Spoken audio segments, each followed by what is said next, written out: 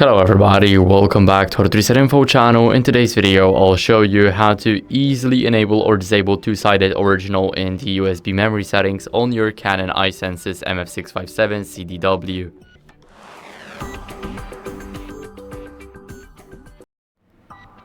So first, what you guys want to do is go over to the menu, here select Function Settings and go to Store and Access Files.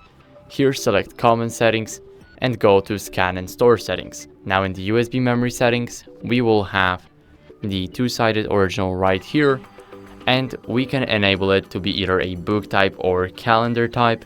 It's all totally up to you guys, and if you want it disabled, then simply keep it at off. It's by default.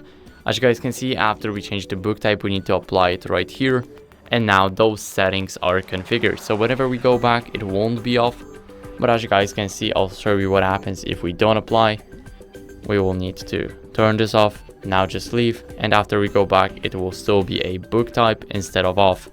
So we need to remember about applying it, and that's basically it. So I hope this video helped you. If it did, then leave a like, sub, and a comment, and I'll see you in the next one.